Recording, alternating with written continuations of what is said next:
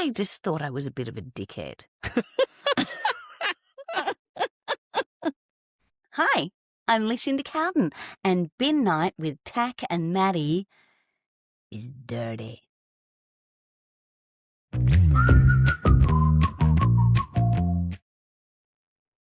G'day. And welcome to Bin Night with Tak and Maddie. I am Takaya Kawasaki, and he is Matthew Yonix. There you go. Matthew what? Yoni. Different tennis. Matthew Yoni Wilson. Yeah, that'll do. Okay. No, because it's like Kawasaki's a different brand of vehicle, and Yonix is a different tennis ball, right? To Wilson. Right.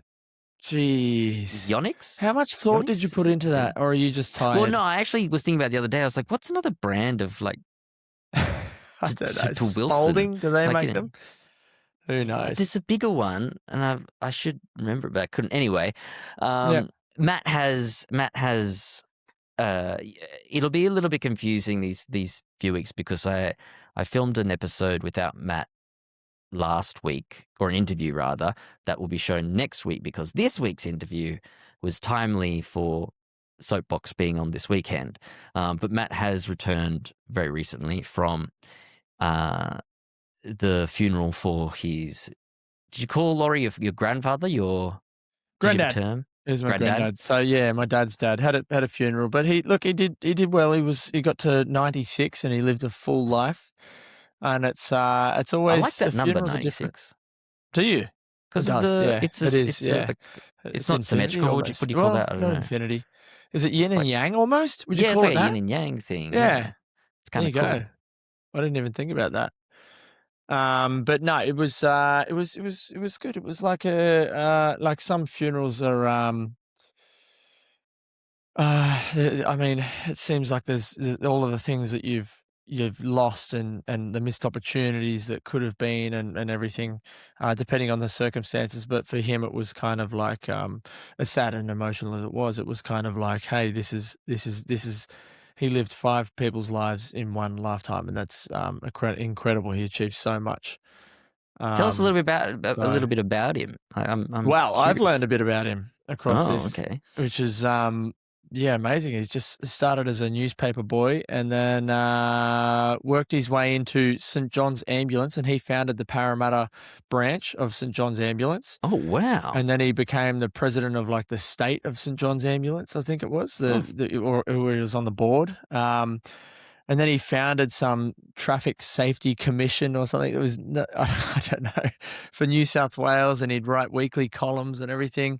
And then he worked for National Cash Register. Sorry for everyone. I'm just going to take you through a speed run here as quick as I can.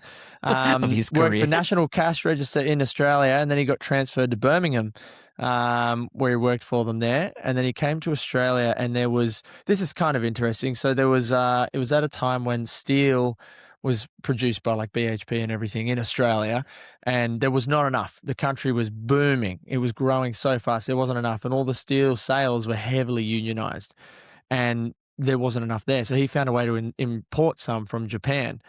He worked for a company who did it, but you had to sell it under the nose of the, without being caught by the unions. Otherwise you get into big strife. It wasn't illegal, but they would punish you. And so he had to find all of these channels to sell this steel and to import it and to track it on the roads at a certain time of the night and everything, just because of the, I guess you could call it, corrupt systems that were in place. And then, that moved on to a crane company. He founded this big crane company and pioneered the crane industry in Australia and construction industry. And, he lived a full life. So anyway. Do you have any special memories yourself with him? Look, other than the standard grandparent thing, I guess, well, like coming to support you in sports or anything like that. He gave me the name Matty Wilson. He used to say from the field, "Matty Wilson, run wide," when I was on the field because I was really fast. He used to score like 10 tries a game or whatever because I just run around and you know what kids' sports like. And he yelled out, "Matty Wilson, run wide." So he gave me my name, my nickname. There you go. Well, there you go. That's Happy cool. days. Yeah. So yeah, funerals are a strange sort of thing because, especially for a family member like that, because of course, it's incredibly sad. But then there's a happiness to celebrating them, especially someone who's reached that age, because you don't get to that age without having a life, and often for grandchildren, especially, or even great grandchildren at that age, they can't know all those things. I guess, like, when you're a kid to a grandparent, you don't ever think of them as a young person at some point, because they're always the grandparent, and when you're little, they're all really old, no matter how old they are. Because some people think grandparents really young, but when you're little, everyone's really old. And then when they pass away, then you hear all these stories about them being young, and it's kind of confusing. But then it's sort of like, then you hear like, oh, that makes sense as to why they were like this or that, and the other side to the joyfulness of it is because it brings together the whole family or friends and that group, which just doesn't happen enough in other situations. And I imagine for you guys with the 3 kids, and I know your siblings have kids and stuff, so then their energy as well undercuts the serious sad tone of a funeral as well, because it doesn't hit them a lot. Undercuts or undermines them up the back of the funeral house going nuts. No, something interesting did happen. It was like we're trying to explain to our nearly 3-year-old and 5-year-old what death and funerals are all about. And we arrived to the cemetery and we're saying, don't walk over the tombstones and don't walk here. And this is what we do. And we have to be quiet. And then I think they brought out the casket and we watched it go into the ground. And he's just asking, he's like, what happens now? So they fill it in with dirt. And then what? Then the worms eat them. Or whatever it was.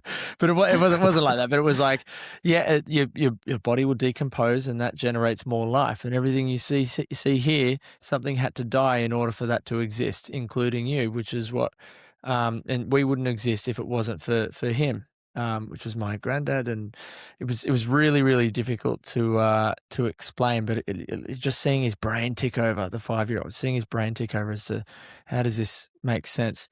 And he said something really cute. Oh God, I'm gonna cry.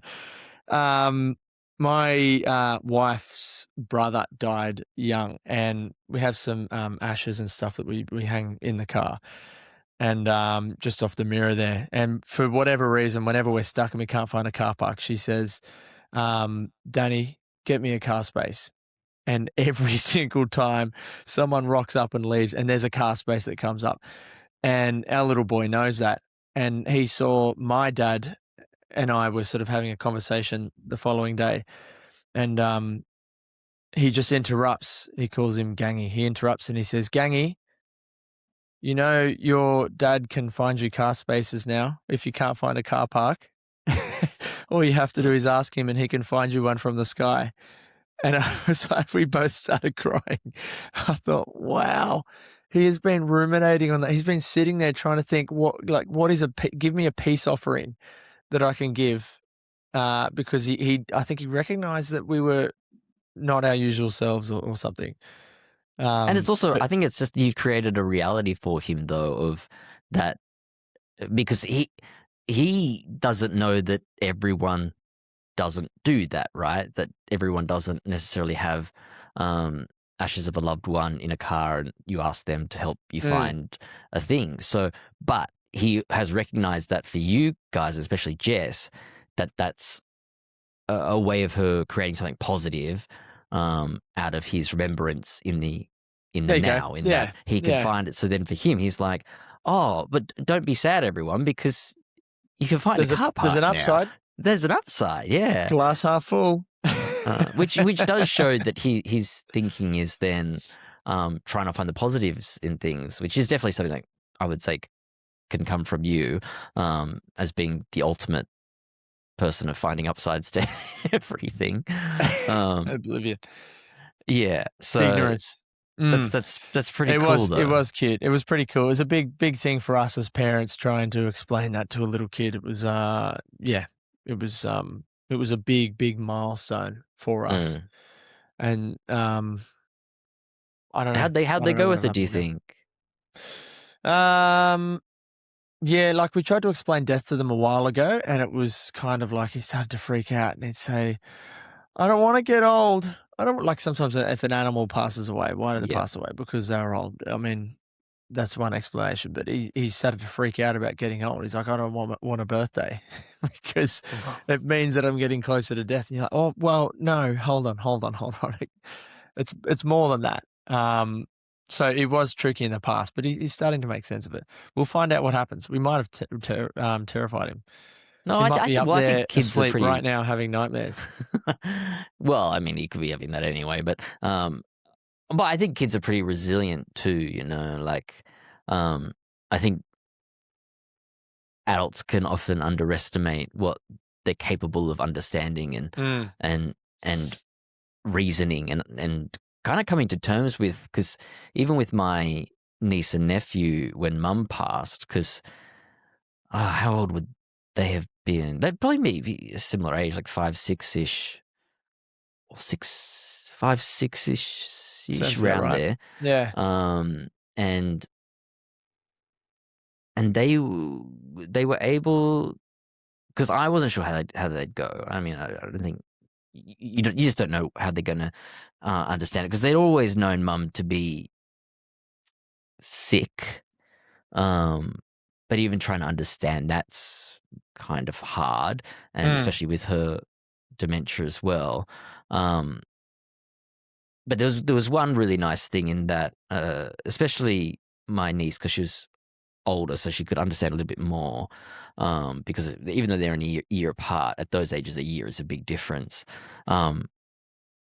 It's amazing how accepting they were of her, because they'd only ever see her either in bed or in a wheelchair, and Mum wasn't really ever able to engage with them past maybe like a little smile or something. But it was always amazing to see how well they would connect with her and how genuinely they felt they had a strong connection with her, even though the conversation was very much one way from them. Yeah. And so they had a person and a relationship in their mind that they were losing, or that they lost when Mum passed away. But it was amazing to see how they were able to process that, and the sadness of that, and then just I guess move on, not let it bring them down, and then move to thinking about the positives, and that they were sad that she was gone, but then were happy that they got to know her a little bit and that kind of stuff. So yeah, I think kids, as scary as it is for us to have them have to confront that kind of thing. Part of me, I think it's good that they can learn that great. stuff sort of early. But they are resilient, I think, too. And not so Yeah. much like, I mean, it's a hard thing to do even as grown-ups, but to live a life not in fear of death is it must be something pretty special. And Yeah. if you can to do that, you kind of have to understand death and everything to begin with, so to accept it. But maybe that's the first stepping stone. Yeah, it is, isn't it? Maybe. Because you've got to accepting death as part of life. Yeah. Tak, you've been busy. You've been very busy these last couple of weeks. Not only have you been extremely sick, you've been soldiering through, and you've got something coming up with our special guest, Lucinda Cowden. Yes. This Saturday. Did you make it to rehearsals? I did. So it's a rehearsed reading, which basically means that we've got script in hand and there's some general blocking, and it's a predominantly blank stage outside of, we've got some chairs and a table, and chairs arranged like a bed sort of thing on each side of the stage, and then we sit on the stage the whole time. And we read from the script, not like we're reading a book, but obviously we look down so we know our lines and can say them out loud and blah blah blah, and some basic blocking and that kind of thing. We're dressed just in all black, so there's no props and stuff. But so because it's that kind of thing, we only have 3 rehearsals, and I was too sick for the first one. And I felt like I was getting better. And then the day before the second one, I had the worst body aches I've ever had. And I was taking care of Ari. I had to call Amy and say, can you come home a little bit early? Because I'm really struggling. Because it just moving anywhere, and I already have a sore back. So it's like a doubling down on just like, I was like, so she got home at like 5:30 and I went straight to bed. And then woke up in the morning and body aches were gone.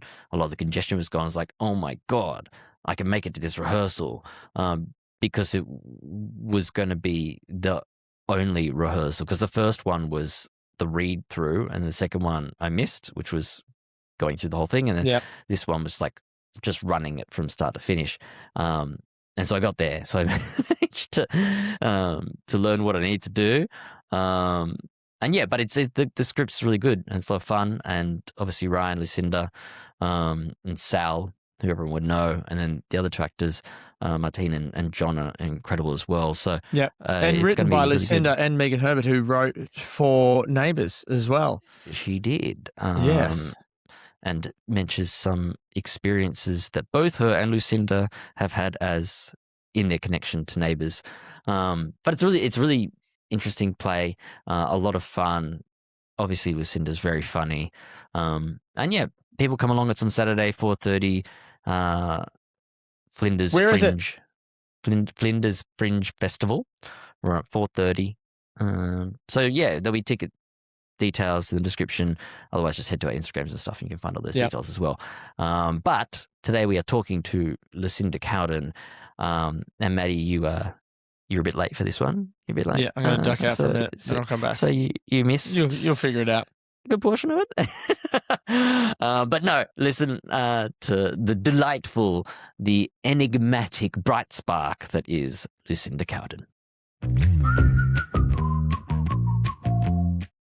I have to apologise, Lucinda Cowden, for the tardiness of my co-host, who is clearly not here at the moment, which is much clearer to you than perhaps the audience, because the audience could think that Peeping Tom, the producers, just picked an odd shot of the 2 of us and excluded Matthew. But he is a terrible father and can't get his children to sleep.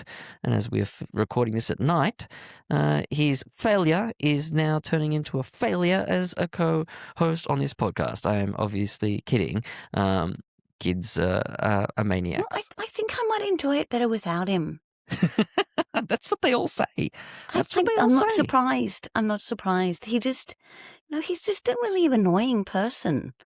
Every time I see him in the studio, I used to see him and I would feel lazy. He'd already, sounds like you're giving him compliments. I'm not sure where I'm happy with this. But it's annoying. I don't like being around that. Who likes being around that? He's too competent. He would have run 30 kilometres before he got to set at 6 o'clock in the morning. He's annoying. These 3 kids. Ugh.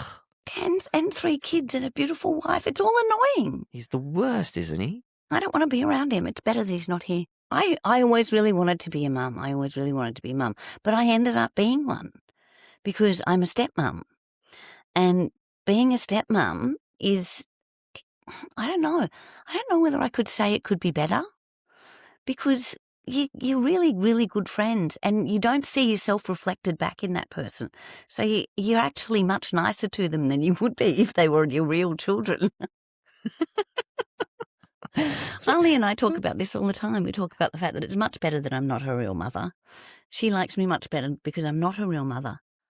That's perhaps really just the relationship you have as any kind of mother, regardless of whether they're biological or not. Well, Tak, I mother everybody. It's what I do. You do, and you do it so well. I did a lot of children's TV. Yeah, I did a lot of children's TV presenting, which I actually never talk about, funnily enough. It's not weird how you don't talk about big sections of your life. But no, for the BBC in the UK, I did Saturday morning live children's, which was completely mad. It was 3 hours of live television really early in the morning with a lot of very hard-partied musicians that had been out all night that had to come and appear. on children's television the next day, and I had to be in a caravan with them, and they smelt so bad, and it was like my I had tears from my eyes because of the vodka smell in the caravan when all of the band huddled into it, and it would be like, so let's talk about, I'm crying, oh. Yeah, no, that was fun. Oh, my God. Is there anyone you want to out there for being really stinky? No, because it's not right. It's not right. I can't. Everybody worth their salt Everybody was. All right. So somebody was out the there, look up 90s all of the guests that Lucinda had on Saturday TV. What was the show? What was the show called? Well, there was 2 that I did. The first one was called Parallel 9. I did that for 2 seasons, and get this. I was in a caravan in the studio in the studio setting, which is the same studios that like James Bond and stuff. It's Pinewood Studios. So I was in a little caravan in Pinewood Studios, and there was a studio, an actual studio, which was supposed to be an alien planet called Parallel 9. Right. And the people, well, they weren't people, but the aliens on Parallel 9 wanted to find information about Earth people. And they would come to my caravan, and I would particulate them across the studio car park to Parallel 9, where they would go and meet and talk with aliens and tell them about their earthen ways and play some music for them, and they'd all get down and get funky. It was a literal like magician's trick where they'd get into the caravan at one point. The caravan moves, but people watching No, the caravan can't see. stays in the same place in Pinewood Studios. No, I thought it drove onto the set of the alien thing, so then they came out. No, there was no, fortunately, no driving it. It wasn't like the Divas van that we used to drive around in, darling. Well, I think Peeping Tom did mention the Parallel 9 thing. He used to watch it when he was a 7-year-old. Yeah, or something. there was a weird dinosaur, Brian the dinosaur, who was a puppet, who liked heavy metal, and there was he had a little brother or a little cousin called Derek, and he liked to take that. So, because that was the times. The idea being that it's a children's show. Did you set up like go to cartoons and that kind of stuff? Was it that kind of thing? Definitely. Yeah. Yes, I used to do links and stuff like that as well, but also to things that were going up on the planet. Oh, so there was like little sketches and stuff. Yeah, there were sketches, and the people that I would send up would get involved in the sketches or a game show or whatever it was, kids TV kind of thing that we were. And the producers went, you know who kids want to see on a Saturday morning? Obviously Lucinda Cowden, but bands that were like hungover band members. That's a story in itself, Tak, which is really weird because I actually went on the show as a guest to start off with, and my very good friend Richard Norton, who used to be in Neighbours like in the 80s, like a long time ago when I was, he was presenting it, and he wasn't coping very well with the liveness and everything, and I went on as a guest, and then they rang me up and they said, would you like to present it along with Richard? And I was like, oh yeah, that'd be great fun. And so I went like the next couple of days later to the studios, and there was no Richard, there was just me. So they got rid of him, but lured you in on the idea you'll be co-hosting, so it's not going to be too much pressure. And he was my really good friend. Did you have a discussion about this? Hey? Did you have a discussion about this? Was he angry? We have at later dates, of course, because we're still very good friends. And of course, he knew that I was kind of duped. I didn't know what to do. I was there. I had to present. I had to pretend that he had the measles. Wait, I had to lie. You had to lie? I had to lie. Your first thing to the children was to lie to them. I had to read out postcards saying, sorry, Luce, I can't be here, blah, blah, blah. It was like how many episodes did they make you keep about talking 3, about him? and then they just pretended he didn't exist anymore. The kids would have gone, oh, God, he died. He died from the measles. No, he didn't. He just became the production manager of the Welsh National Opera, I think. And had a beautiful life and a career. Yeah, maybe it was a blessing. Possibly the making of him. Yeah. Because look at me. I'm not the production manager of the Welsh National Opera, am I? You're far superior to that. And I wouldn't Lucinda. say that at all, Tak. I No, wouldn't. I know. I didn't mean to try to talk him down. I was just trying to pump you up. But Thanks, I do appreciate that. But yes, it was 3 hours of live television that went from, 9 o'clock in the morning to midday. And we were all completely, our brains were fried by the end of it. I couldn't even make a sentence at the end of it. I used to say I've used up all my speaking properly coupons. speaking properly coupons. I had none left. It's a pretty good gig, though, for an actor because it's like we really only had to work the Saturday on the job. No, we did a like a walkthrough rehearsal kind of thing on a Thursday. Right. And then on the Friday we had the guests in and did a little bit of for the sketches little bit of and a stuff. chatty chat. So it was kind of a 3-day, which was Right. nice. But that's still good. Like it still meant that you had time outside of Yeah, that. but you were completely zonked afterwards. Yeah. It took you 3 days to kind of recover, and then there you go again. It was like, but yeah, it was just 6 months of the year. So it was the summer. It was the summer show. It was the cheap one, the And what one was that they the- what didn't was the really care other- about that much. The summer show. Nobody was watching. Everybody was in Spain. Lucky then, well, except for Tom apparently. What was the other children's show you did? That was called Highly Sprung. Mhm. And that was where we flew around on a red, not that dissimilar to this kind of couch, and we would find ourselves in different places.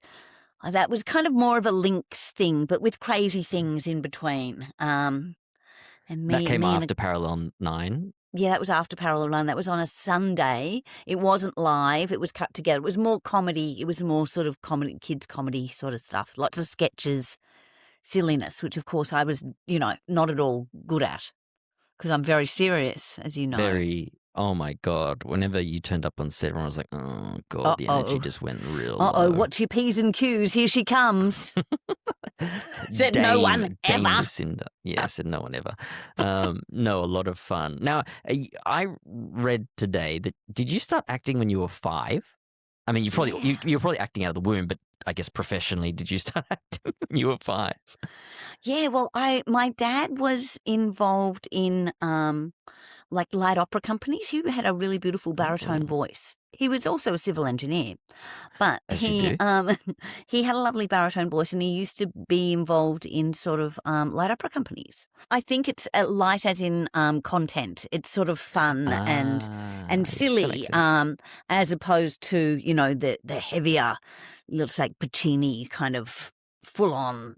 People dying Tragedies and and, screaming and decrying and decrying.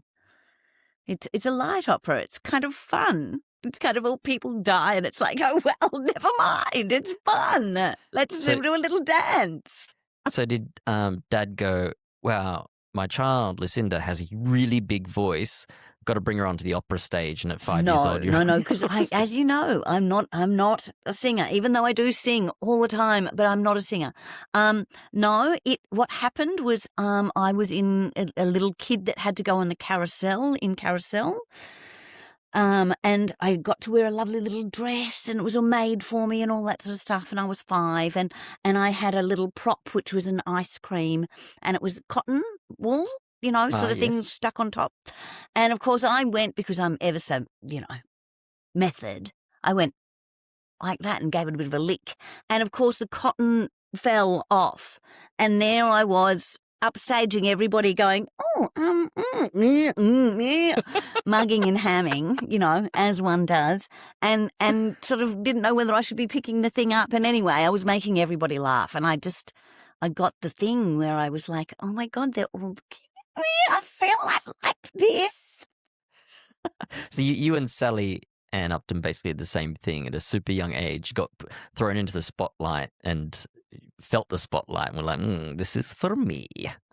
Yeah, absolutely. Yeah, no, I really early on was like, yeah, I like this. This is fun.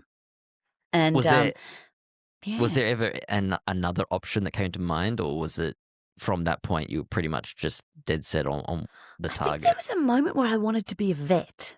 Oh, Yeah, I could see I being think a there was a vet. moment I wanted to be a vet. It was probably a week or two. until I realised that there was blood and things like that. I just kind of like the idea of bit being with squeamish. animals. Yeah. Um, Well, that's the thing too. Is like, oh, I want to work with animals. A vet gets to work with animals, but a vet works with a lot of very sick animals. kills a lot Don't of really get animals. to be with the healthy animals all that often, Yeah, I yeah, guess. Yeah. So yes, so no, I think that was just a momentary glitch in my matrix where I momentarily considered something else. No, I really always loved acting, and I was really lucky that I went to St Martin's Youth Arts theatre, which was in South Yarra, and it's Ah. still there, which was absolutely brilliant. And that was in the really early days. And I went to the Adelaide Festival with them.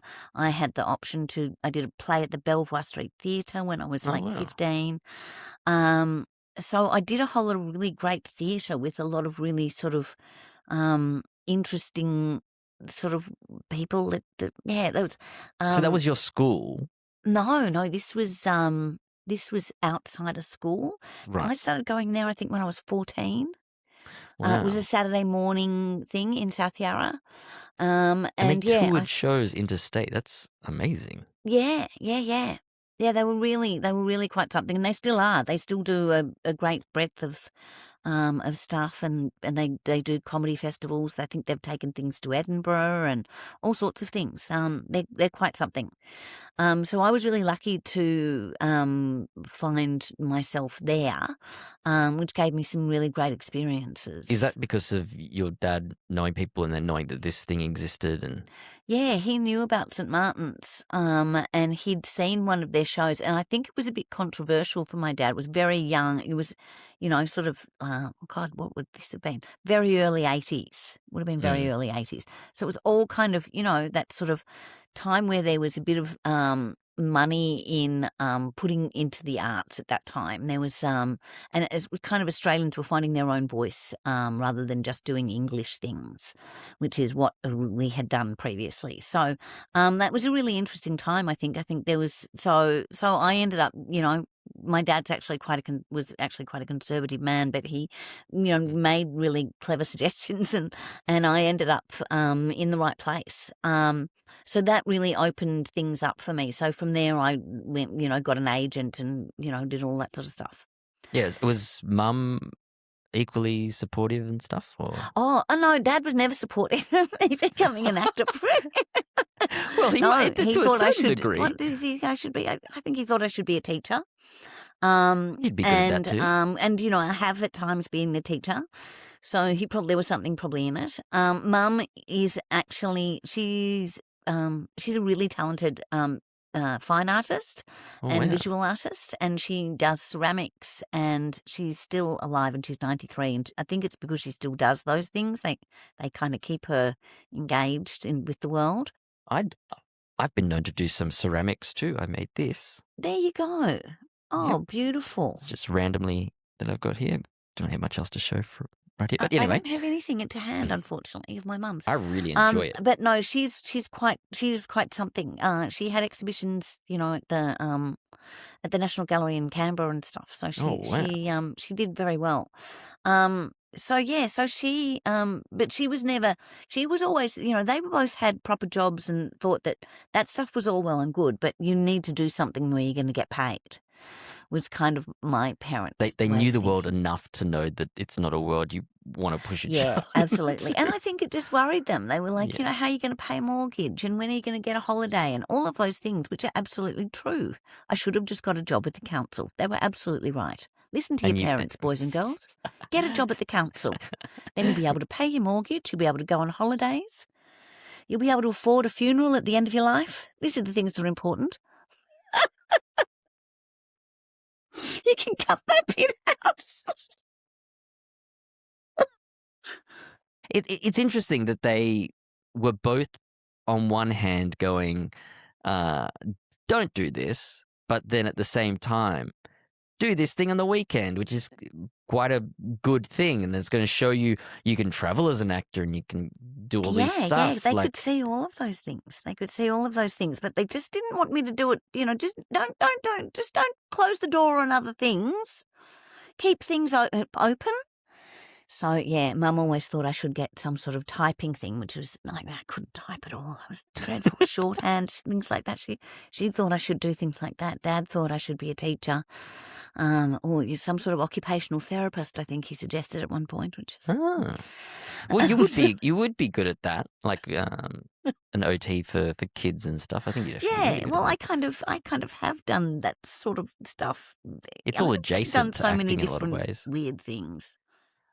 So what you had, was it you chasing the feeling that you got when you were 5, or was this a dream for you of being on the big screen kind of thing that was driving you? What was like made you ignore the parents saying, "Don't do this, do something sensible," that meant that you just kept pushing forward for acting? I don't know. It was theatre for me. It really was the audience and the immediacy. And that was the thing that I got addicted to, of making a choice and bearing the consequences of it one way or another in that split decision on that night. I just love all of that. That's exciting. So, and one night you get a laugh on a line, and one night you get nothing. And you get a laugh on a line that you never thought you'd get a laugh on. All that sort of stuff. I love playing with stuff and with words. That really makes me really happy. My brain just goes, yay, this is great. I don't know. And which actually, I guess it's jumping to now from your childhood, but which is probably why you have 2 shows you're doing this weekend at the Flinders Fringe Festival, one of which I am a part of, which you co-wrote. Are we saying co-wrote with Megan? Look, I can't say that I co-wrote it, because it's a funny way around of doing it, because the original idea is mine, and of course Megan has mined me, if you know what I mean. So I have shared lots of people's experiences, not just my own, within the play soapbox that we are talking about, that Takaya is also in. Yeah, so I kind of feel like we've collaborated on it together. She has done all the actual tippy-tappy actual work. I've just done blah, blah, blah, blah, blah, blah, blah, blah, blah, blah. Ideas. And then she's Yeah. funneled all of that into But what is a great script, I have to say. Thank you. It's poignant. It says a lot. It's got heart. It's got warmth. It's got comedy. It's got something to say. And yeah, I feel really privileged to have been invited into it and getting to say the words for Charlie and Riley, my 2 characters. Yeah, no, we're super, beside ourselves to have you. Everybody that is in it and is The cast is bringing... great. It's like actually perfectly cast for something that there weren't auditions for anyone else, I'm assuming. So it's just you guys going, this person would be great, and asking the question. But initially, I was not thinking about playing Annie. I actually did ask 2 people to play Annie, but neither of them could. So I decided that it was meant to be that I played it. Yeah. Yeah. Well, it works that it's you. It does, but it could have worked with somebody else playing it. And I just I don't know why, but I just kind of thought about it like that. I kind of just thought that I wanted to watch it as opposed to necessarily be in it. But it's kind of become kind of my story, so it would be kind of weird having somebody else do it, I suppose. Which is an interesting thing, as us being actors, and somewhat we're forced through the scarcity of jobs that are available to us to be creators as well, because our form of creation is something where we are the creation, so to speak. So then to create something that then somebody else would embody is kind of a strange experience, because even like for me as well, like if I write something or have an idea about something, I can only imagine myself playing that character, because it's kind of like that thing of like, well, I have to create something to act because there's not enough work. So then that must be me. But then to create something and then put someone else in it Yeah. would be a real strange experience for someone who isn't like a pure writer who is always No, generally absolutely. doing that. No. Yeah. No, I'm sort of a writer because I've had to be, because I've written shows for myself and stuff like that. And the other show that I'm doing at the Flinders Fringe Festival, I've also written a lot of as well. So, but in a completely kind of different way, because that's with somebody that I've been writing with for, nearly 30 years. Yeah. Sally Bourne, who is a incredible musical theatre actress. She just has finished doing a big tour of Sister Act. She's been in absolutely everything. She was the original Annie in the wow. Annie the musical in Melbourne when it first came in. She's absolutely quite an astonishing woman. And her dad, Ernie Bourne, is a Neighbours alumni himself. He was he played Gail's dad, so who was Mrs. Robinson. Oh God, she would have been after your mum, I think, or before. She was the second, I think, After? wife. So she was. Well, it'd be definitely after my mum, because she was like, they had a thing, I think, in the first season or something of the Right. show. Yes. Well, she was in it when it's Fiona Cork who played Yeah. Gail, and he played her dad, who ran the mechanics that Kylie worked at. Oh. So Ernie Bourne, I knew Ernie. He had been in Prisoner. He was in I don't know. It depends how old people are that are listening to this. But he was in the Magic Circle all Club. ages as our listenership. He was Fester Fumbles in the Magic Circle Club, which had John Michael Howson and all sorts of hilarious people in it, and it was a kids show. But yeah, he was a sort of stand-up comedian and actor. And I knew her dad. I had never met Sally until we were cast in an Australian play together in the UK. So we started doing stand-up together. We started doing we had a double act called Cowden and Bourne. Nice. So we used to go around London comparing nights, and yeah, we worked a lot. So what's this show? What's this show about? This show is it's kind of about friendship. And it's also about, where I live, which is the Mornington Peninsula. And because it's a show for the Flinders Fringe specifically, we wanted to make it stories from the peninsula. So there's some historical information. There's some poetry. There's songs. There's sketches. It's called From Martha to Martha because I had this phone call with my mum where she rang me and I was lying down in Safety Beach. And I don't know whether you know the Mornington Peninsula very well, but there's Mount Martha at one bit, then there's Safety Beach, then there's Dramana, Macrae, Rosebud here, and behind Dramana is this huge thing called Arthur's Seat, which is a really big mountain.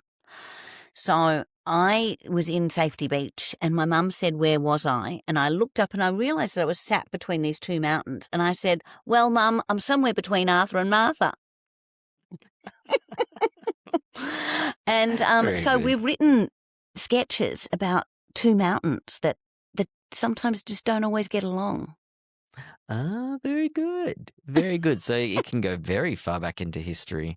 Yes, well, it starts in the beginnings of time and goes until they're making a terrible luge on Arthur's Seat at the moment. That's just got the go-ahead. That's the talk of the town at the peninsula at the moment, which, of course, is, enormously detrimental to the environment and to the animals and to everything around it, and goes through a state park and it makes a precedent and all of those sorts of things, which is frightfully concerning. But, only probably if you live where I do. So yes, so it's topical, it's political, it's hopefully enormously funny and has a heart and humour. Yeah, well, I it's sing topical. again. I'm sorry. No. You sing very well. We've got to entice people to come watch the shows. Sally Bourne sings all over me, which is great. It's an absolute blessing that she has the voice that she has, because she just drowns me out entirely, which is best for all concerned. It is quite amazing that the show you've you've written forces you to do things you don't think you're good at. Yeah, I know. I do that all the time.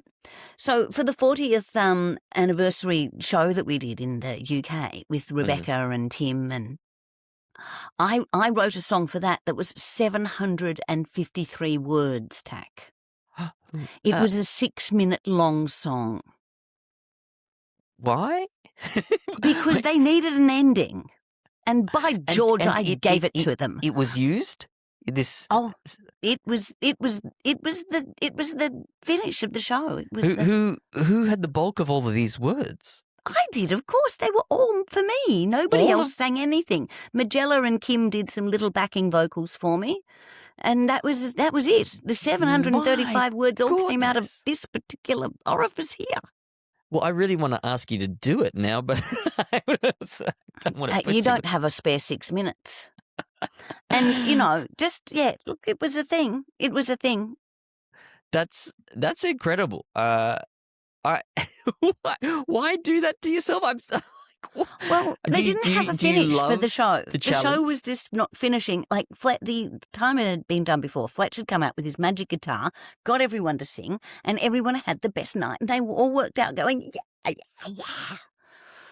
And Joe was like, I haven't got anything for the end. Can you do a song? And I was like, can't sing. Here you go. He was like, yeah, could you do like a funny song? And I was like, oh, well, you've said the magic words loud, Joe, haven't you? You've said funny. Well, if it can be funny, I can probably do it. So what was it about? Was it just It was about Mel. It started like this.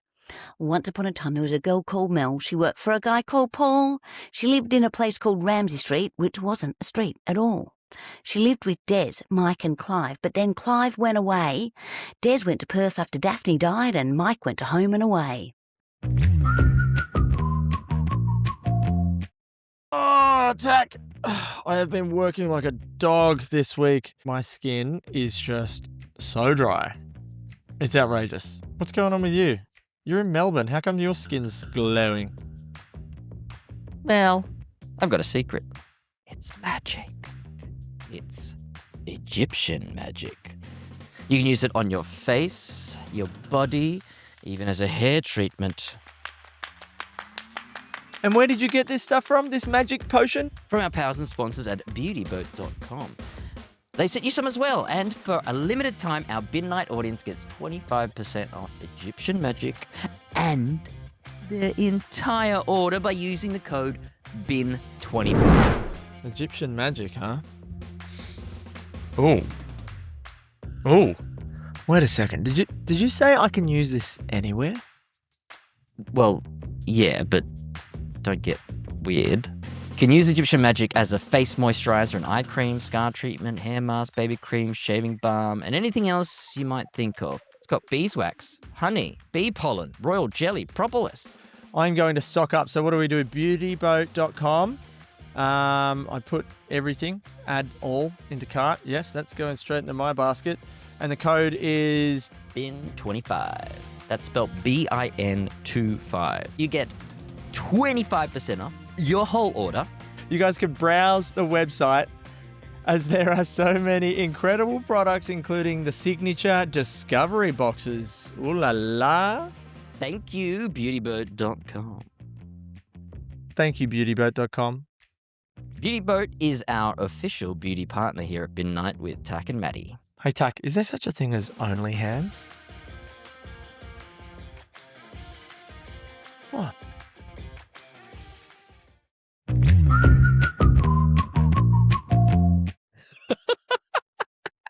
That's all I'm doing of it. That's enough, isn't it? That's all we need. That's fantastic. That gives you the idea. It goes on like that 30 years of Mel's life. Wow. All the terrible things that they did to her. And you know, Yeah. you were there for some of them. Yeah. Yes, I was. I was always put in this awful position that you'd come to me and I'd have to tell you you're old all the time, or Melanie, you're old, so you got your bones are breaking. Yeah, you've got yes, osteoporosis. It's like, oh my God, why do I have to be the deliverer of this news? Yeah, it was heartbreak when she was, when she was already 15 years older than the man she was, oh my God, and then her bones started to break. God, it's the embarrassment that what does it do to a woman? What does it do to an actress who just wants to bring joy? And what do they do to her? All these dreadful things. Dreadful things. Dreadful. So that's why I wrote a 6-minute song, 753 words, whatever it was. I remember just finishing the Word doc, and you know how it goes, how many words you've written? Count. I was like, I've got to learn them. I've got to learn that. Why did I do that to myself? See, we're different in that way. I would have started with, okay, I have to learn these words. Maybe this needs to be like a play school-esque song. Yeah, it's like 3 words it was over fast and over again. as well. It was like like that. But to get through that many words in 6 minutes, that's quite quick, actually. So, 6 minutes is over 100. That's 120 words a minute. That's 2 a second. Yeah. That's a lot. Yeah. And, there was kind of dance breaks in it as well. Of course there was. I could just picture you writing this Word doc and going, dance break. Dance break. Well, we were talking about the shows, the Flinders Fringe, which tickets are available if you're watching this on Thursday. If you're listening to this on the 26th, which is when this episode comes out, you can get tickets for Friday or Saturday, and you should do it. Yeah, absolutely. We'll have a link in the description, or you can just go to our profiles and stuff. And there's www.flindersfringe.com.au. That'll do it. All that. All right, so let's get back to you. You finished off at the fancy performance theatre thing. It's not school, but yes. Would you call it a school, like a Sunday? No, it wasn't, because it was all outside our school hours, so it wasn't like a stage schooly sort of thing. Yeah, it was drama. It was St Martin's Youth Arts. Performance art, I think it was, because they did clowning, they did all sorts of different things. Right, so it's so they taught performance art things. So it was a performance art school, but it wasn't a school in terms of academics. No, there was nothing like that. No, yeah, no. It would be like if it was a sporting club, or a sporting venue, but it's for arts, so it's like a weird thing. I suppose so. And it sort of siphoned people off into different things. No, it was really quite an important place for young performers in the 80s. It really was. It did some really groundbreaking stuff. It was really good. So I know I went from there to going to the National Theatre Drama School, which I went to for a couple of years. That was in St Kilda. And it was kind of part-time, because I couldn't really afford just to do drama school. I needed to be able to work as well. And that was quite good. But then I just started to pick things up. And I didn't complete the National Theatre Drama School because they didn't want me to take a job. And it was with Paul Cox, who was a really incredible director. And I just kind of felt like I think I was going to learn more doing that than I was doing that. So, sure. What was the reasoning that they didn't want you to take the job? I don't know. They used to say that you weren't fully formed, so they didn't want you to be out there saying that you went to this drama school if you hadn't stayed there for the amount of time that you said you were going to stay there for. And I was in my second year, and it was only a 3 years thing. Yeah. And there wasn't that huge, I felt like I was pretty fully formed as a performer. I'd done all sorts of other things and done theatre in all sorts of places and stuff. So I just thought, nah, I'm not giving this up. This is an opportunity. And so I took it, and I did another thing for the same company. I did a couple of things for them, that same company, who were brilliant. So I started just working after that. I auditioned for Neighbours in 1980. Do you know I originally auditioned for Kylie's part, and I also auditioned for Annie Jones's part, Jane. I auditioned for both of those, but obviously wasn't nearly good enough or pretty enough or whatever. But then that's not how this works, Lucinda. We both no, that's know. very true. That's very true. It was just the moment. They were absolutely the right people, and the zeitgeist was there for those guys then. And funnily enough, my audition for Neighbours was with Paul Moloney, who's Annie Jones's husband. Oh wow! Yeah, and he said, so this is just this stupid laugh. They just want you to do this stupid laugh. So yeah, no, it was the weirdest thing. So it wasn't. I got some script through that wasn't from Neighbours. It was from some other show. So it was like she wasn't supposed to be a very important character, if you know what I mean. They didn't even have any stuff. There was no character breakdown. All they said was that she had a laugh that was like a cross between a seal honking and a donkey braying. Okay. So that was what, and you know, I'd done those animal classes. I remember them. You know, it's like you know, someone that all the different sounds that you could and make and sort of thing came out, and I'd really worked on it, and Paul said, so what have you got for us? So I did the little piece of script, which I think was some character that Toddy Goldsmith had played on some other program, which was kind of like a ditzy hairdresser. Mm. And they said, okay, so do the laugh thing that you've got to do, and I did it, and Paul went, well, nobody's done that, Luce. And I thought, oh well, I've just made a total dick of myself. That's it. Oh well, never mind. I gave it a burl, you know, in for a penny, in for a pound. And so, you know, I'd done this huge thing, and he just sort of looked at me and just was like, oh my God, she's nuts. So that's kind of pretty much how everyone reacted when I first got to set as well. And I had such a joyous first scene. You know, I was with Kylie and Jason and Nan Charleston and Craig McLachlan. And it was just, I just did this thing and they all just pissed themselves laughing. And I was like, yay, this is great fun. And there I was, the little kid with the thing going, shall I, you know. I mean, it is interesting that, like, because now you think about the laugh, right? And we won't stay on the laugh too long because I'm sure it's something you've talked about a lot. But it's interesting. You think of me thinking about the laugh now. It's like, well, obviously that's the laugh. Like it's such an iconic thing. But going to set that first time, it was a big swing. Oh man, such a big swing. You know, it's like everyone came to look. Because this was when we used to have rehearsals. Yeah. And I did it, and everyone came to look. Everyone was like, what the fuck was that? And it was this you know, little blonde thing with blue eyes just going, you know. Oh, like, wow. She's brave.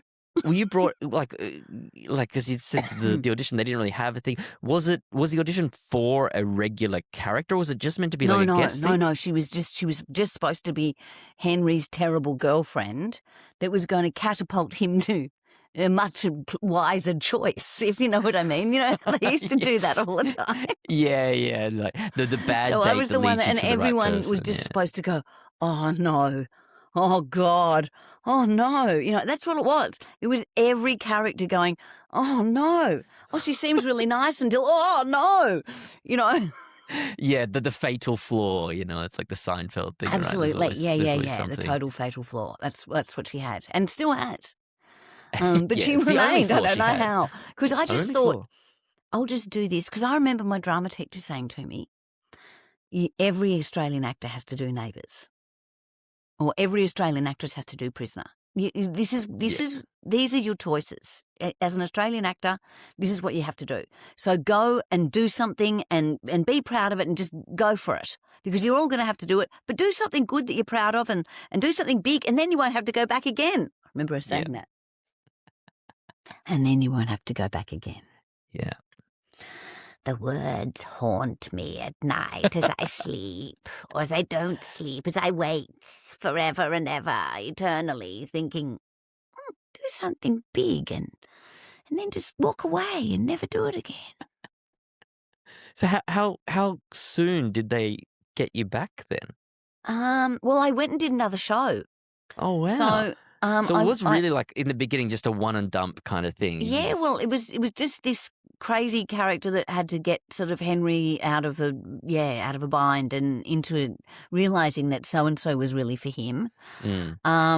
So that's what, and then they brought me back.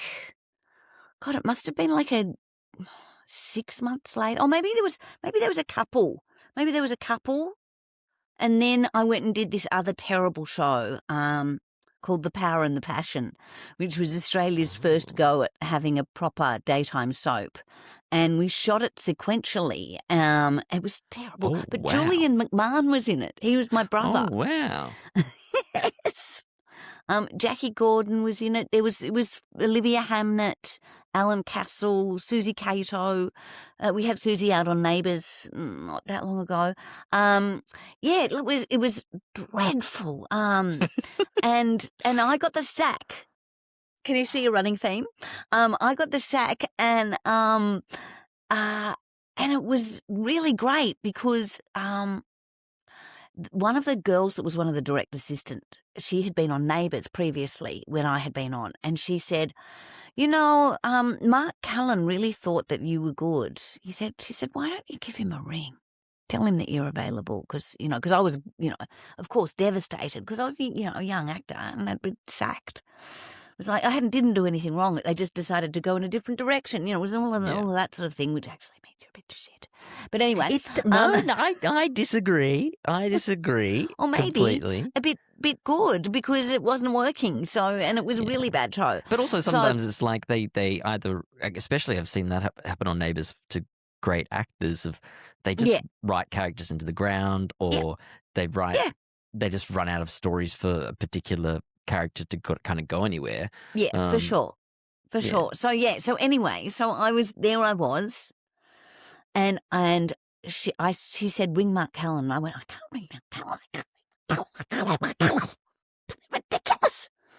She was like, do you want me to ring Mark Cullen? And I was like, yes, you ring Mark Cullen. You ring Mark Cullen.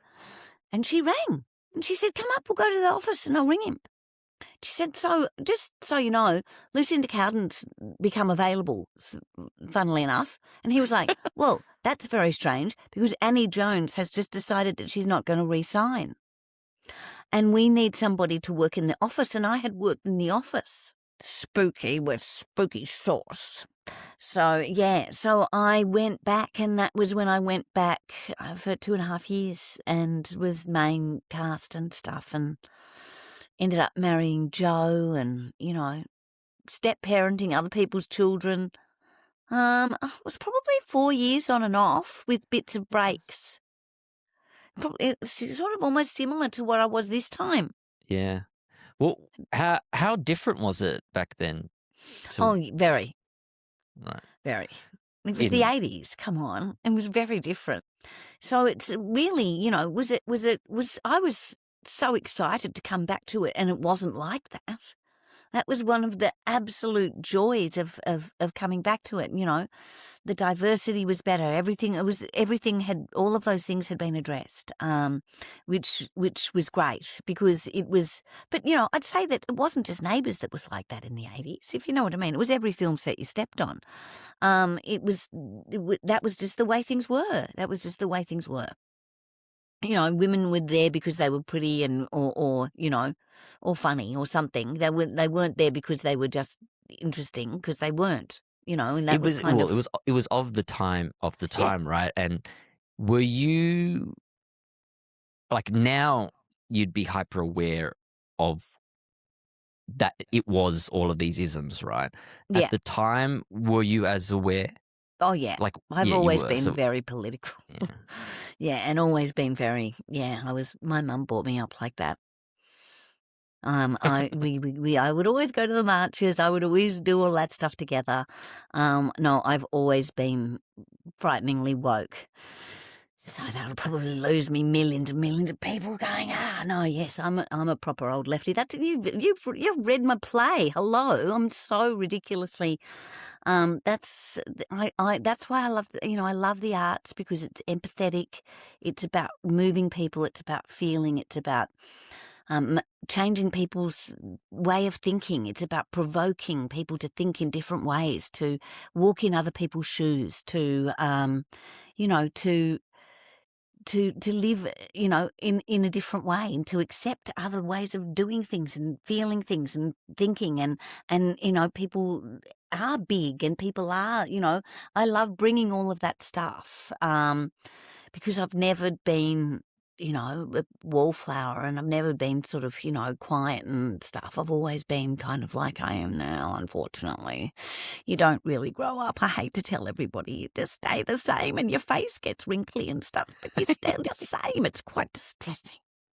Has there ever been a role that's been offered where you've gone, oh, that's really far away from me? Or perhaps a better way to ask that is like, what character for you that you've played has been the furthest from you, do you think? Probably in the theatre stuff that I've done, I've played sort of some really horrible parts. Was in this amazing play when I was in the UK called Wolf Lullaby, which is about a little kid who murders a little toddler.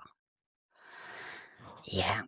And I was in my 30s when I did it, and I played sort of, I think she's supposed to be about 9 or something. Oh, right. I thought I'd heard about this. Yes, so the I think Lucy Bell might have done it here. It's an incredible play, and I did it probably about 4 times. I did it in Paris. I did it. We toured it. I did it all over the place. The same production in different places, or different same versions? production. Same production. So so we started. It was one of the ones, actually, funnily enough, because I've been talking to Tak about these play readings that I used to do in the UK, because we're doing the rehearsed reading of Soapboxed. And it started as one of the rehearsed readings, and then a company put money into it, and we did a small version of it, which was on at the Old King's Head in Islington, and then it had a little tour, and we did an English speaking festival in Paris, and where else did we take it? Oh, I can't remember. It was a long time ago, but we took it around a bit, and that was, although in all reality there were parts of her that I absolutely and utterly inhabited, if you know what I mean, and there was a naivety and a loveliness to the character, although she had done something really terrible. But I don't think she really fully understood what she'd done, although I think she wanted to do it hurt, if you know what I mean. And I think there's a whole really interesting area about young people and when play becomes, something more than play, and that was probably pretty weird. I played lots of different weird parts. I guess it's probably my last thing about Neighbours as a thing, but my curiosity is, as an actor, how was it for you coming back, like, as an actor, to return to a role that, I mean, you hadn't played for however many years that was, like a long time. 28 years or something it was, I think. Which it's really hard to fathom, like, because I'm like thinking about 28 years for me right now. Well, I don't know what I even doing then. Yeah, absolutely. Yeah. Like, how did you even approach it? I mean, well, it was actually written incredibly well. It was like they'd just, connected back into her. I hadn't ever really thought about. I think I'd done one little thing where I walked along the Thames in the 2005 episode that was, I think I'd done something, and I didn't know what there was no director there. If you know what those OB things are like. It's like there's somebody they just turn a camera on you and you just start talking pretty much. Yeah. And so I didn't kind of have any really deep questions about where Mel was. It was quite all flippant about, oh well, Joe was this and Paul was that and blah blah. It was all like that. Yeah. So when she sort of properly came back, it was beautifully written. The dialogue was right. The pace was right. I felt like I just could fall back into it. It was like 28 years hadn't happened in some ways. And yet it was an entirely different place, even though the studio was actually the same building. When I was there, it was Channel 10, and it was full of 10 different shows being made there, not just one show. So the Comedy Company was made there, and Perfect Match was made there, and the News was made there, and there was shows being made all the time there. So it wasn't just you. It was just there was a whole lot of stuff going on, and I would have friends that were in other shows, and all that sort of stuff, which was great fun. So it was weird because it felt really empty. That was one of the first things I noticed, that it wasn't like it was Channel 10 anymore, and yet it was still kind of like it was Channel 10 because the building still looked the same and all of that sort of stuff. Canteen was still a canteen, and it was weird. It was weird. And you'd find yourself sort of standing out the front of a set that you'd stood out front of 28 years ago or 30 years ago with Steph and Dennis, who you'd been with 30 years ago, and you're both old, and the set looks a bit the same, and we're both all a bit ragged and rough-edged now, and Oh, okay. Look who's decided to turn up finally. Only I don't know, an hour and 20 minutes late. Wow. Sorry, guys. My alarm didn't go off. Couldn't use that excuse Rude, at Neighbours, Matthew. could we? there we were, Tak, weren't we? We were saying how he used to make us feel really sort of like, lesser, because he was always, going for 30K runs before he went to set, and, being Dad 32. of the Year, and just, being so goddamn perfect. Yeah. So I'd just like to take this I moment like to this tell chat everybody already. how incredibly tardy Matt Wilson actually is. And I would call it not Yes. just tardy, it'd be actually verging on the unprofessional. I accept it all.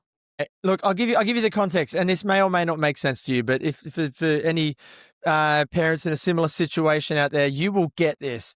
We try to do a little hack where we drive them to sleep, and we time it with dinner and everything, and we went to drive the kids home. But what happened, and this has happened before, so I'm an idiot, but we get home and the baby wakes up, and all of a sudden she's just had a nice little nap, which means she's therefore awake for another 3-hour period after she wakes up, which means we're totally screwed. So my plan backfired, and we Jess and I we sort of juggle where we can, and she's up there doing it now. So here we are. Kids, huh? Where were we? Channel 10. Yeah, so it was empty. The set was empty. That's right, okay. Without other shows. You know what? I actually remember coming to the set and thinking the same thing, even though I hadn't seen it as you had back in the 80s and 90s, of because it is a big set. I mean, it's the biggest backlot was, I guess, backlot in the Southern Hemisphere. Yeah.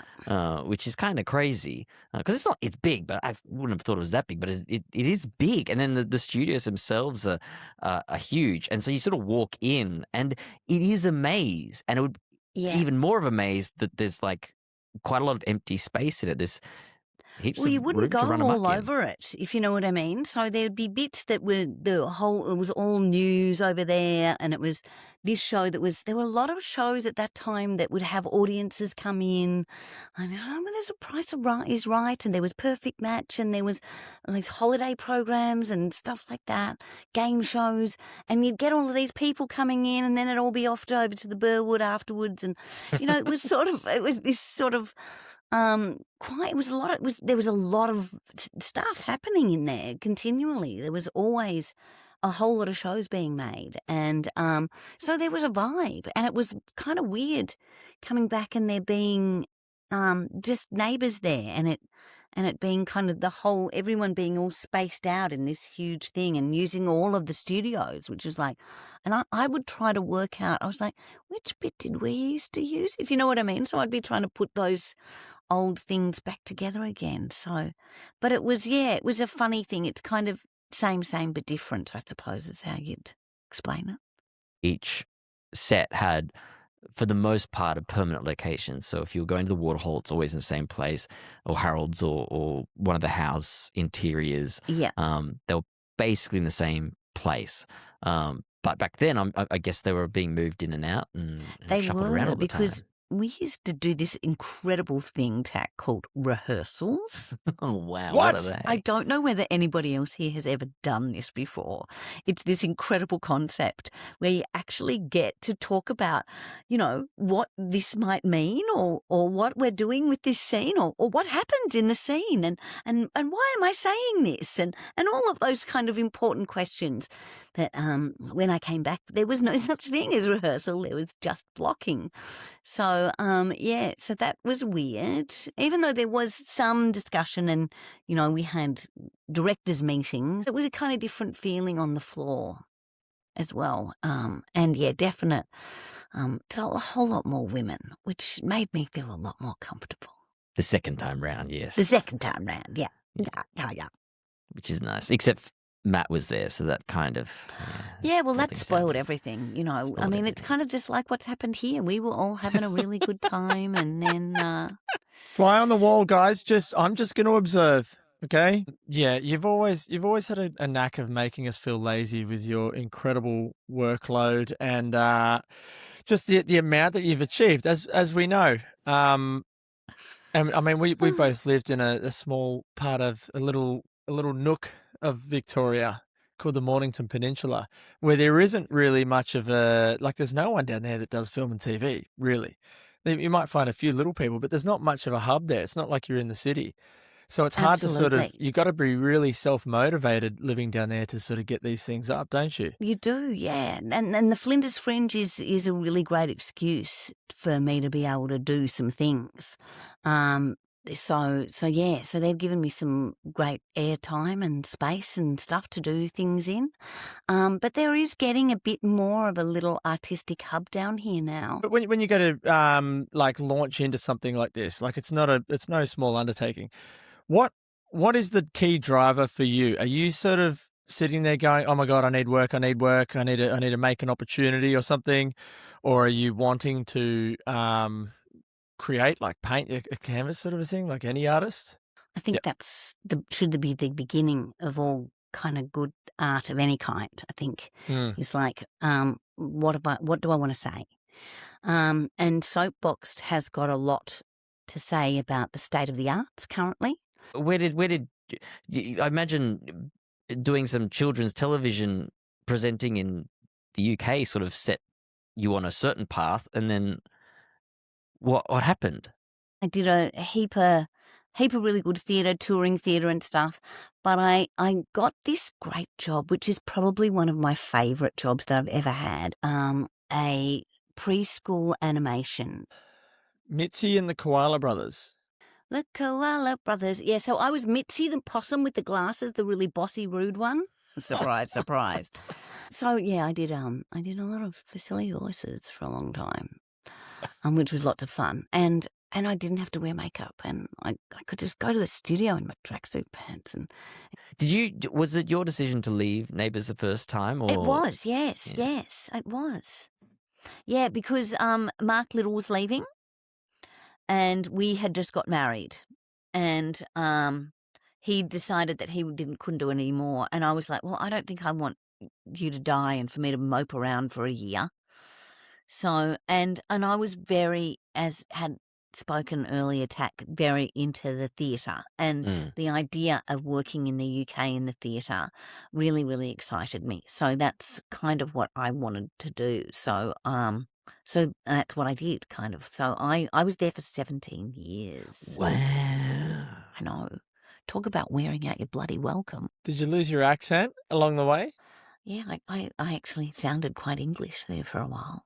Yeah. Really embarrassing. It doesn't take long for me. 2 weeks on a holiday and I start to I don't know. Maybe it's just because I'm trying to fit in. Yeah, no, I know. It's funny, isn't it? Well, it's just a matter Yeah, of having no. an ear for it too, which Yeah. some people do, some people don't. 17 years is a long time. How were your so?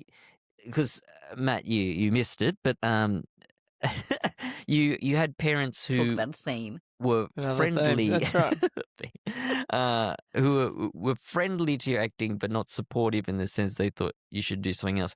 How were they? You know, obviously, once you got the work you were getting, then getting Neighbours, and obviously that was huge at the time, and then deciding to go to the UK. How were they through all of these steps? I just think they just thought I was a bit of a dickhead. I think they just kind of thought, oh, we'll just let her go and do what she has to do, and then she'll come back. You know, but I didn't. So, and it was, but the reason why I did come back was because of them. Because I came back for a holiday in 2008, and we found out my mum had cancer.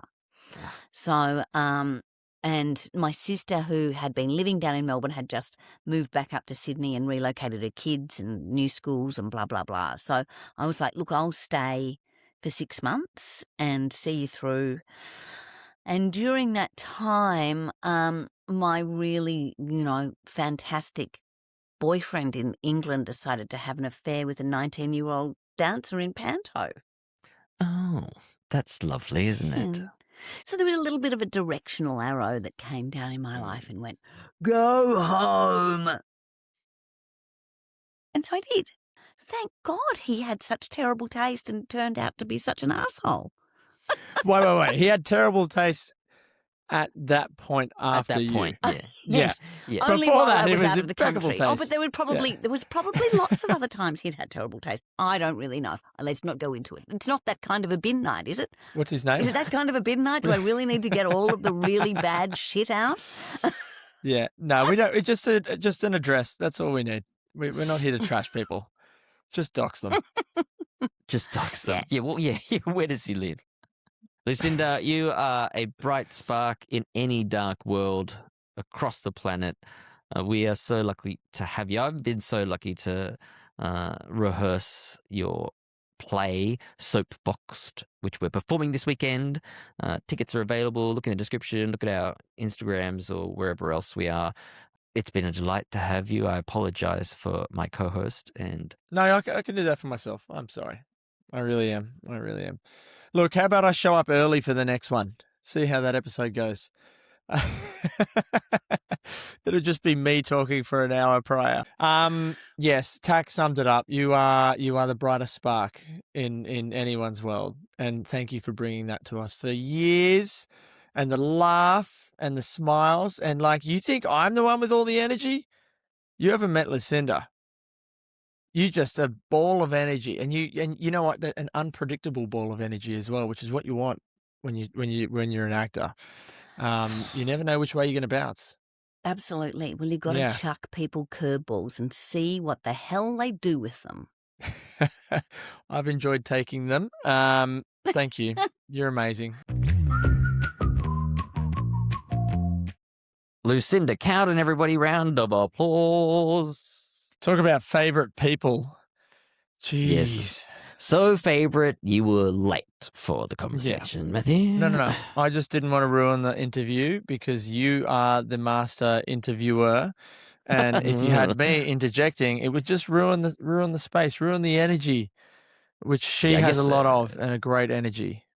Everyone could just comment, thank you, Matthew, for not ruining things. There you go. There's a fix. So look, Maddie, we know you had to go away for the funeral, and we've all been really, really worried about your chickens. Now, how did your chickens go? Did the door open and close the right times? Did your CCTV I find it's really work bad out? that I'm on like some animal watch list to see if my if I can keep these things alive.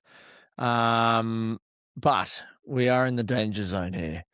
Look, they are. We got back. The chickens were on their own for 3.5 days, I guess. We have a camera in the coop. We have an automatic door that opens and closes, a feeder, water. They've got everything that they could possibly want. And they all survived. So there you go. Oh, we had a brown snake, eastern brown snake. I think it might be the second deadliest in the world. Eastern brown snake here I thought they today. were the most deadliest, or have they been I think eclipsed the at some inland point? taipan or coastal taipan or something might be the number one. But eastern brown snake. But yeah, look, there's threats everywhere for these little girls, and they just keep doing it. I did find out the other day that there's one chicken that's like a silky, and she's got this fluff What's a that goes silky? over her eyes. They're the ones with the fluff. They got fluff. They got the fluff around their head. Yeah, they're cool. Yeah. And she's got it so much, and the chickens will go grazing and foraging rather, and she just gets left behind, and she's like, where are you? Bonk, bonk. She starts going nuts. Apparently, we have to give her a haircut so that she can see where the other chickens are, because she's got no idea.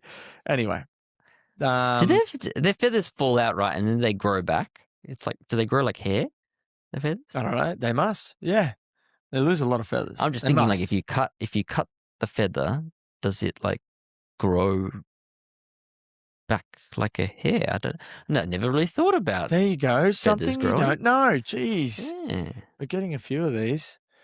They must, though, I guess. Look, yeah, they're good. They're good. But anyway, I need a chicken. I need chicken watch. I need chicken watch in my life. Like a neighborhood watch. I'm a failure. Mate, I really, really, really, really want to see this play. It's not on long enough, but no. Well, it's hopefully this leads to it having a full run somewhere, and then touring, and we'll see. But it's I think people should see it. It's really good.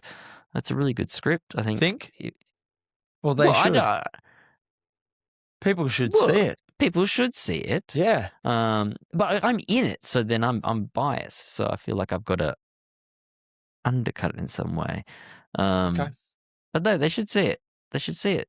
It should come up to down, or whichever direction you say the Mornington Peninsula is from Melbourne, if people are in Melbourne, and check it out.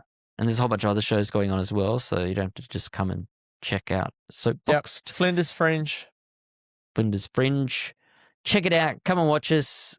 Myself, Lucinda, Ryan, who of course played Toadie, and Sal, Vera Punt, all do a wonderful job. So yeah, come check us out. Love to see you. Come say hi. And yeah. Happy days. Happy day. Oh, before we go, you need to tell us a joke. That's right, I do, Matty. That's right, I do. I was about to sign off. Yeah. My bin said it needed to go on a holiday. And I said, oh my goodness, bin, why do you need a holiday? My bin said, I just need some time to decompose. I think there's crickets in here.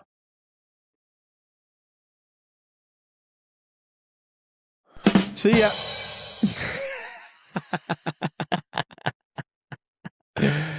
Oh, we need to cue that up earlier. Ciao. See you next bin night.